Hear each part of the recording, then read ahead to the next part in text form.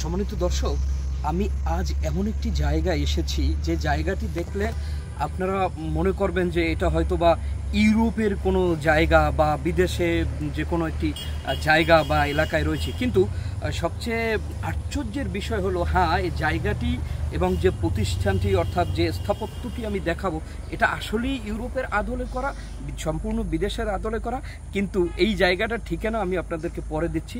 তার আগে চলুন আপনাদের এমন একটা চমৎকার জিনিস দেখাবো যেটা দেখলে আপনারা মানে আশ্চর্য হয়ে যাবেন।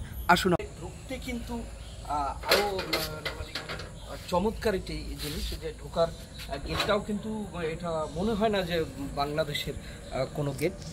দেখুন এই ওয়াশরুমটা দেখুন কত চমৎকার, এ হলো ওয়াশরুম। এবং এই পাশে যদি আমি সেই স্থাপত্যটি দেখাই, দেখুন আমি নামটা আপনাদের একটু পরে দেখাবো।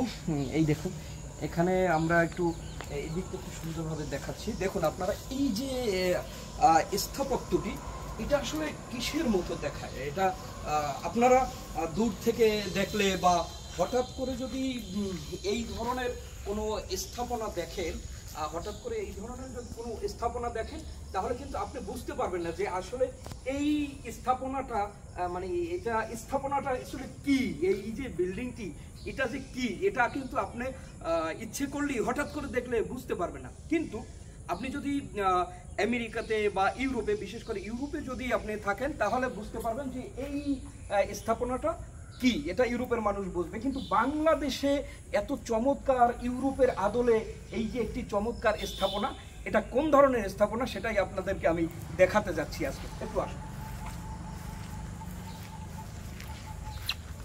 উপাসটা উঠানো যাবে না। দেখুন এর এই স্থাপনাটি আপনাদের যেটা দেখাতে চাচ্ছি, স্থাপনাটি এই সাইডটা, এটা কিন্তু আসলে পূর্ব সাইড। এখন আপনাদের আমি ভিতরটা দেখাবো, এরপরে পশ্চিম সাইডটা দেখাবো। আসুন আমার সাথে।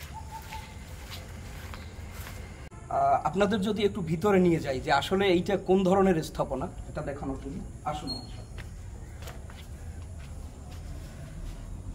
দেখুন যদিও আপনাদের একটু দেখাই যে দেখুন স্থাপনাটির ভিতর দিয়ে আপনাদেরকে একটু দেখাই। দেখুন এই চমৎকার এই স্থাপনাটি বাহির থেকে একভাবে দেখা গেলেও যে বিদেশি কোনো স্থাপনা অর্থাৎ ইউরোপ দেশের কোনো স্থাপনা এটার মতো হলেও কিন্তু ভিতরটা কিন্তু চমৎকারভাবে এবং এক নজরেই বোঝা যায় যে এটা একটা চমৎকার মসজিদ।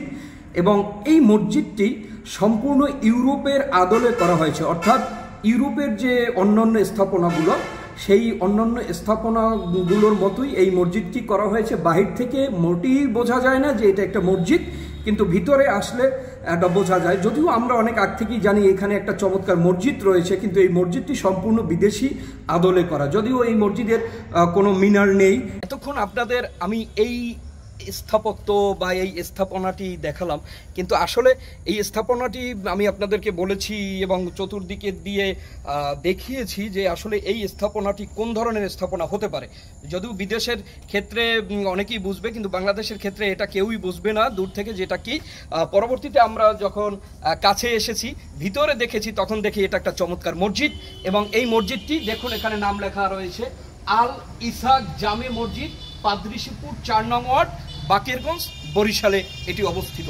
আসলে আমার কাছে খুবই ভালো লেগেছে, কারণ আমরা সচরাচর আমি তো বাংলাদেশে দেখেছি, বিদেশেও অনেক মসজিদ দেখেছি যেখানে মসজিদ দূর থেকে দেখলেই বোঝা যায় এটা মসজিদ, কিন্তু এইখানে দূর থেকে বোঝার কোনো উপায় নেই যে এটা একটা মসজিদ, কারণ এটা সম্পূর্ণ ইউরোপের আদলে করা হয়েছে।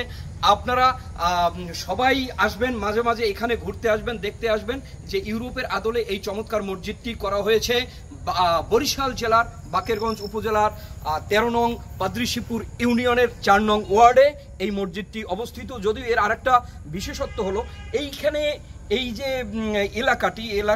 এলাকাটি কিন্তু সম্পূর্ণ মানে বেশিরভাগ 80% লোকই খ্রিস্টান ধর্মাবলম্বী, অর্থাৎ খ্রিস্টানরা বসবাস করেন, সেই খ্রিস্টানদের এলাকার ভিতরে চমৎকার এই মসজিদটি। এই এলাকায় এই পাশে আবার যারা রয়েছে মুসলমান, তারা এই মসজিদটি নির্মাণ করেছে।